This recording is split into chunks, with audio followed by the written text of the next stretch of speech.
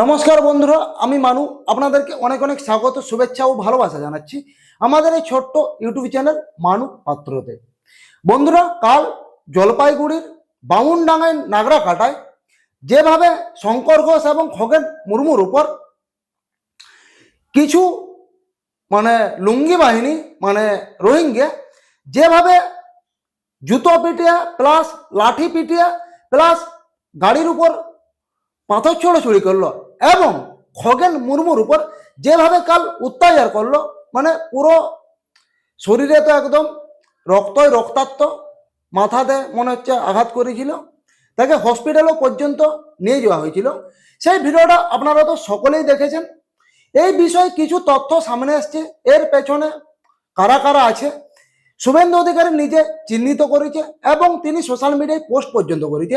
এইখানে শুভেন্দু অধিকারী বলতে চাইছে এই যে ঘটনাটা ঘটেছে সেই সম্প্রদায়ের মানুষ, আশা করি আপনারা বুঝতে পারছেন কাদেরকে ইঙ্গিত করতে চাইছি আমি এবং কাদেরকে আমি বলছি। কারণ কোচবিহারে শুভেন্দু অধিকারীর গাড়ির উপর যেভাবে কনভয়ে হামলা হয়েছিল, ঠিক সেই রকম ঘটনা আরো সেকেন্ডবার ঘটলো কাল জলপাইগুড়ির বামুনডাঙ্গায় নাগরা কাটায়। সেটা তো আপনারা সকলেই দেখেছেন, কেউ না দেখা নয়। এই যে বারবার বিজেপির উপর একের পর এক বড় বড় হামলা, কাল হামলা কি একতরফা হামলা, যেই গাড়ি ঢুকিছে 2 থেকে 300 জন একদম লাঠি জুতো পাথর নিয়ে রেডি, গাড়ির উপর একদম হামলা। রাস্তায় যে হেঁটে হেঁটে যাচ্ছে শঙ্কর ঘোষ এবং খগেন মুর্মু, দুজনকে সে রাস্তার মধ্যে যেমন আলু পেঁয়াজ ছড়ানো থাকে, তার উপর মানুষ যেমন সে লেথিয়ে চলে যায়, ঠিক সেই রকম একটা অবস্থা। এতটাই মারার উদ্যোগ। শ্রমিক ভট্টাচার্যেরও আসার কোথায় ছিল, কিন্তু তিনি আসেননি।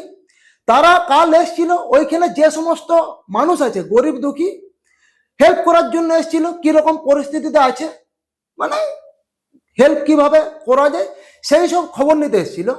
কিন্তু এই যে তৃণমূলের যারা আছেন কিছু কুশক গুন্ডা এবং যারা লেলিছে, যাদেরকে লেলিছে তারা একদম 200-300 জন মানুষকে একদম রেডি রেখেছিল, যেই ঢুকবে তখনই একদম সোজা হামলাটি চালাবে।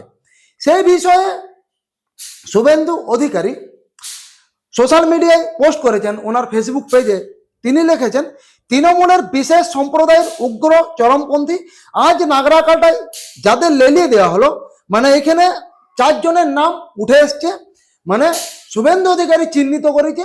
সেটাই আমি আপনাদেরকে শোনাচ্ছি। যে সম্প্রদায়ের মানুষ সেটা আশা করি আপনারা বুঝতে পেরেছেন। প্রথম হচ্ছেন রমজান আলী, দুইয়ে হচ্ছে সৈফুল হক, আইনুল আনসারি, পিঙ্কি খাতুন। মেন 4 জন এনারা ছিল। কে উস্কি যে কে মেন মাস্টার মাইন্ড এখনো পর্যন্ত ধরা কিছু পড়ে নাই, ধরা বলতে গেলে পড়ে নাই।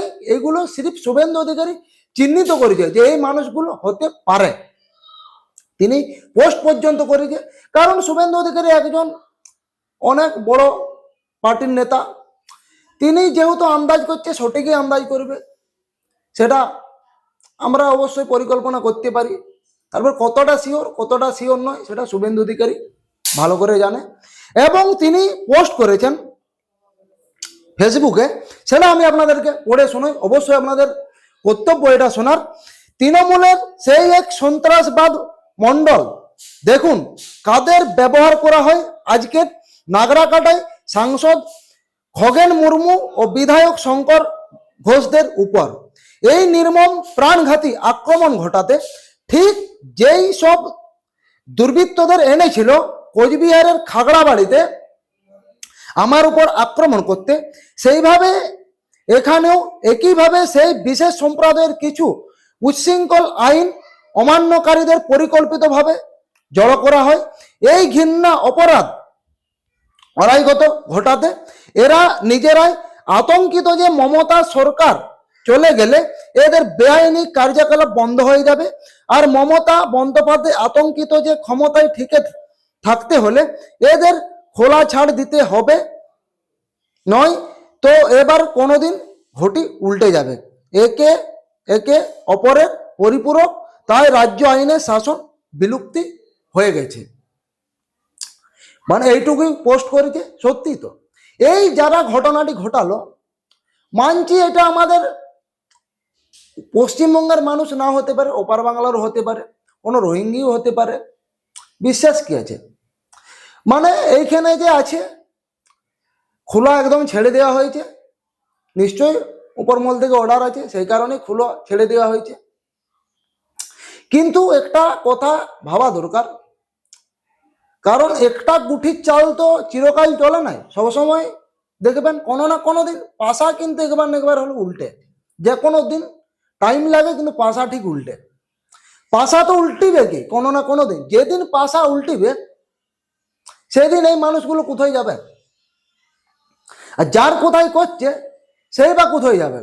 মানে এই কথাটা অবশ্যই একান্ত ভাবাটা দরকার এনাদের, কারণ বারবার এইরকম হামলা, এই যে হামলাটা হয়েছে, হামলাটা হওয়ার পর আমাদের যিনি মুখ্যমন্ত্রী দিদি তিনি কিছু বলেছে, সেটাও আমি আপনাদেরকে শোনাচ্ছি, শুনুন।